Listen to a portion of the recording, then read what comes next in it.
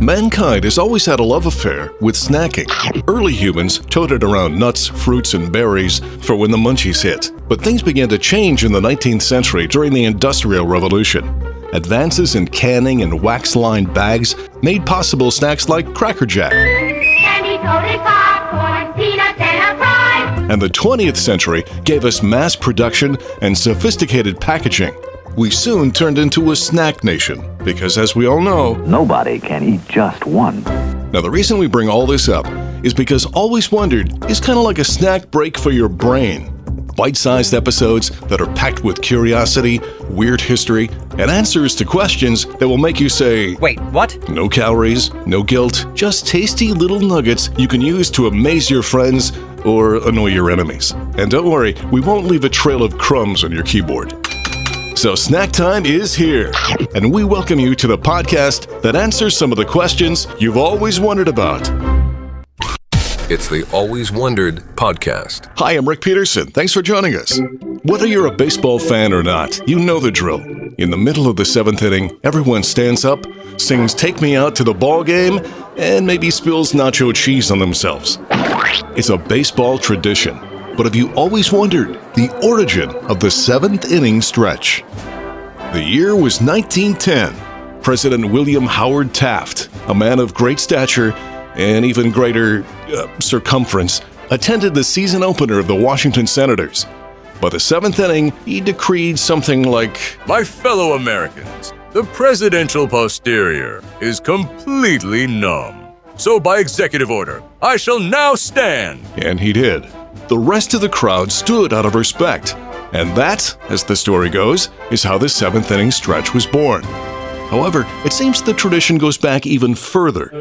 In the late 1800s, Brother Jasper, a man of faith and baseball, was... The patron saint of stiff legs? No. He was the guy that brought baseball to Manhattan College. And he noticed that spectators became restless as the game progressed. So perhaps in an act of divine inspiration, he stopped play and encouraged all the fans to stand up and stretch for a bit. And he continued to do that for every game. And since the college played their games at the Polo Grounds, home of the New York Giants, it's believed that the practice soon traveled over to the majors. Kinda like a viral TikTok? Yep. So later, when Taft did his seventh inning stretch, it was kind of like giving the presidential seal of approval to the tradition. But there's one element still missing from the lineup: the song. "Take Me Out to the Ball Game" was written in 1908 by Jack Norworth, who ironically had never been to a baseball game. But he happened to see a sign on a subway that read, "Baseball Today." And Norworth thought, "Hey, maybe I should write a banger about this baseball thingy." So he did, and it was a hit, eventually becoming one of the three most recognized songs in America, along with the national anthem and the birthday song. But the idea of singing the song during the seventh inning stretch lies solely on the shoulders of renowned broadcaster Harry Carey. During the 1970s and 80s, as the play-by-play man for the Chicago White Sox and later the Cubs, Carey, who had the vocal cords of a gravel truck, led enthusiastic stadium crowds in the singing of "Take Me Out to the Ball Game."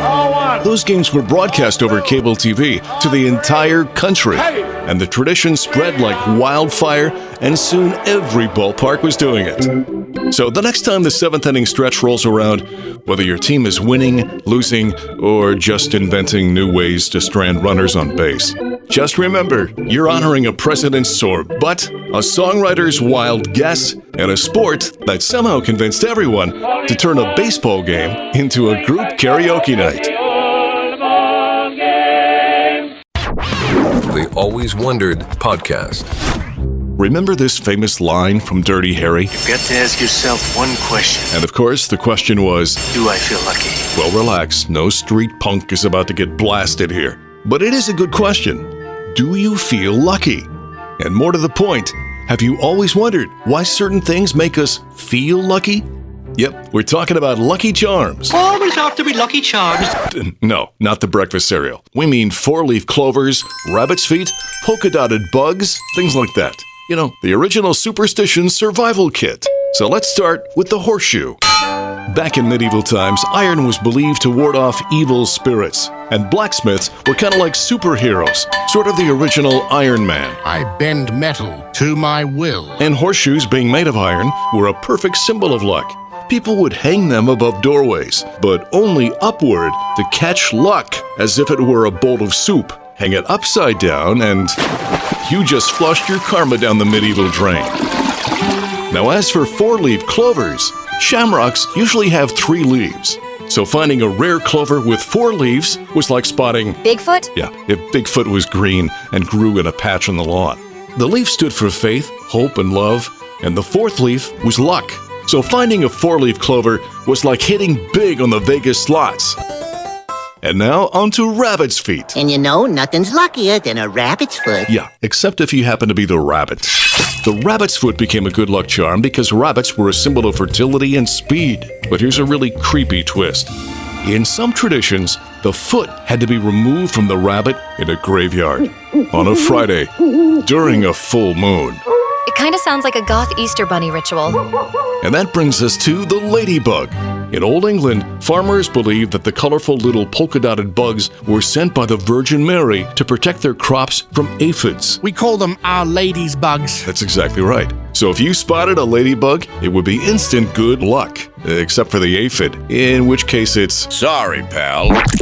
So the next time you see a horseshoe, a 4-leaf clover, or a ladybug, remember, they're not just cute symbols of luck. They're history's way of saying, So you're scared of the unknown? Here, hold this piece of dead rabbit and hope for the best. It's the Always Wondered podcast. It's now time to dive headfirst into the social anxiety-soaked, party-snubbing, scroll of shame-inducing phenomenon known as FOMO. The fear of missing out.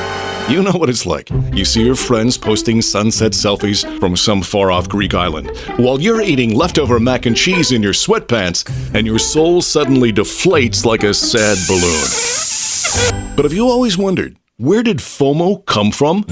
To answer that question, we have to go way back to when flip phones ruled, Netflix came in the mail, and scrolling the internet sounded like this.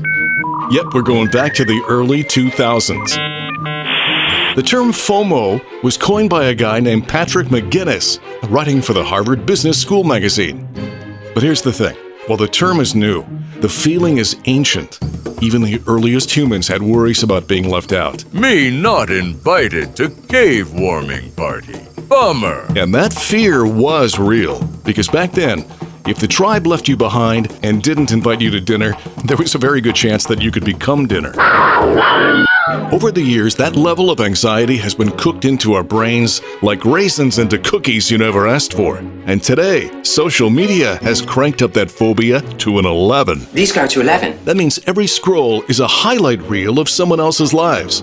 Birthdays, beaches, babies, brunches, barbecues, besties, and any other cool B things you can think of. Botched surgery? Okay, maybe not that one. But the thing is, what you see online has been carefully curated, filtered. You're seeing the perfect moment out of someone's messy day. Meanwhile, you're living all the moments of your messy day. So the next time you feel FOMO creeping in, remember, you're not missing out in life. You're simply living yours. And if you still feel bad, just post a picture of your sandwich. It works every time. The Always Wondered podcast. Well, that is going to wrap up this episode. Remember, new episodes drop each and every Friday. And if you have a little craving in between times, you can always find us on social media. Now, it's a work in progress, but we do have some fun little videos posted about some of our topics put together by the creative folks at the Podcast Playground. They're on TikTok and YouTube. And if you're totally lost, just search for Always Wondered Podcast on Facebook. There you'll find our page with a list of our links, okay? All right, enough housekeeping. As always, we leave you with one to ponder. Have you always wondered why a boxing ring is square? Sounds like a topic for a future episode. So until next time, stay curious and keep wondering.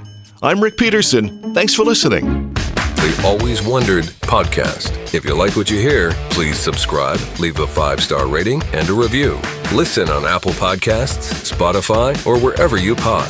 Feel free to offer suggestions for future topics or simply reach out to alwayswonderedpodcast@gmail.com.